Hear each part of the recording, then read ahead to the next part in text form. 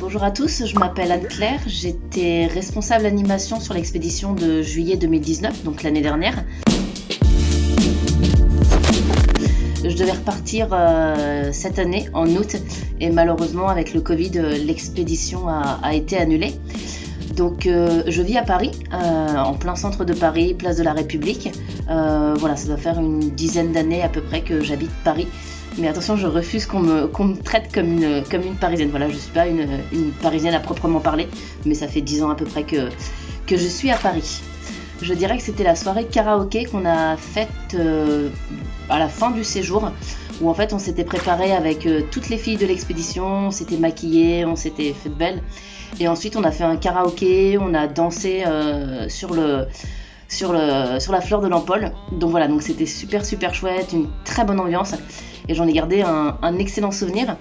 Après, j'ai gardé aussi beaucoup de souvenirs de quand les jeunes se confiaient à nous, que ce soit quand on allait prendre nos douches avec les filles, et voilà, dans les vestiaires, quand on était en train de se coiffer, de se pomponner, chacune se confiait un petit peu à tour de rôle. Donc j'ai trouvé ça très chouette.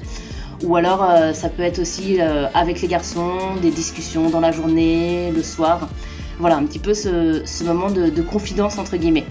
Un autre bon souvenir, mais en fait j'en ai des tonnes, c'est quand avec l'infirmière sur l'expédition de juillet 2019, donc Anaïs, on a décidé de réveiller tous les matelots à la chanson de ICO.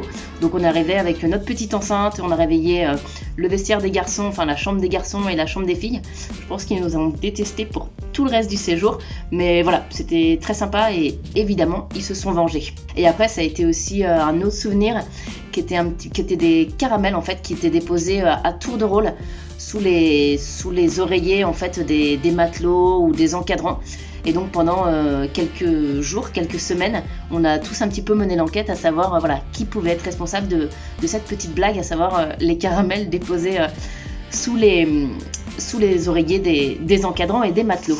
Si je devais donner 3 mots pour décrire les matelots, ce serait d'abord le partage et l'échange. Voilà, parce que ce soit les matelots ou même que ce soit les encadrants, je pense qu'on s'est tous un petit peu confiés sur nos vies, sur les matelots, sur la maladie, sur ce qu'ils avaient pu traverser dans la vie, sur un petit peu comment ils voyaient l'avenir, un petit peu les doutes, les peurs, les appréhensions par rapport à la maladie. Je retiens aussi vraiment la bienveillance entre les uns et les autres, entre tous les jeunes. Ils prenaient vraiment soin les uns des autres. Quand il y en avait un qui allait pas bien,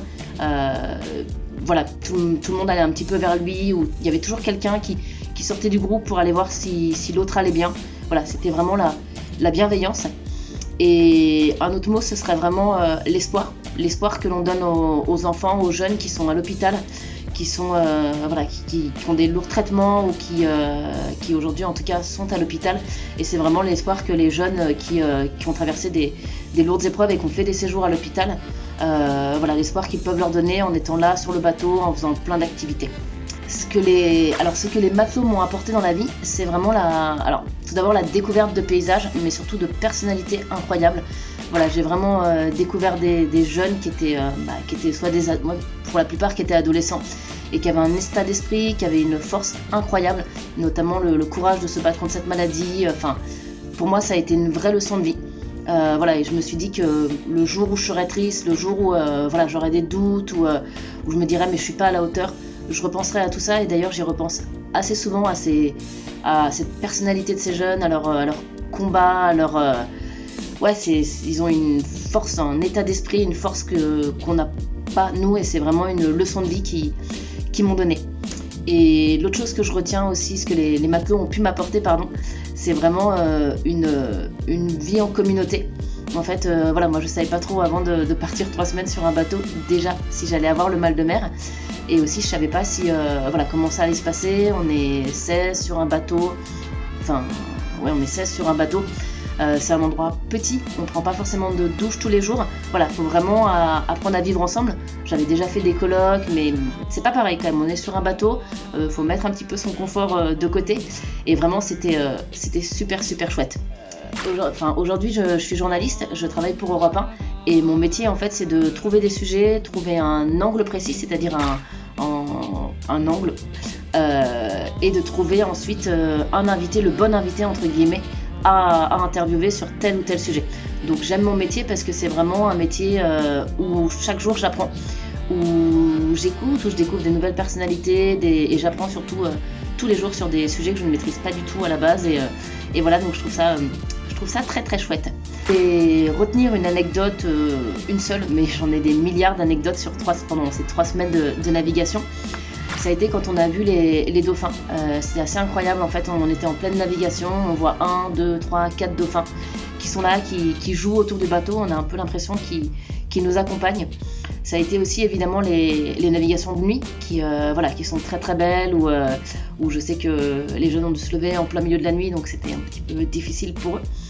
Ça a été aussi Anaïs, donc l'infirmière qui a réussi à pêcher son poisson, qui était tout petit, mais je pense qu'on était tous tellement fiers qu'il y a un poisson en fait qui a été pêché.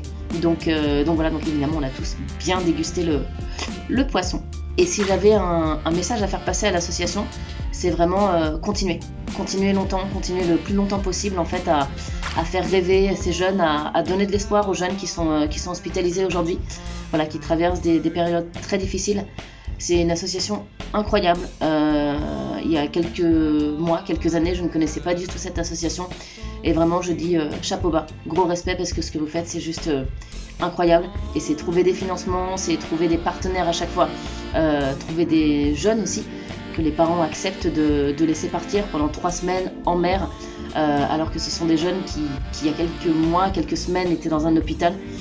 Et vraiment, c'est bravo pour votre combat de tous les jours, bravo pour ce que vous faites pour ces jeunes, parce que c'est vraiment incroyable. Voilà, écoutez, je vous dis à bientôt, et puis surtout, bon été à tous, et j'espère à très vite au sein de l'association. Au revoir.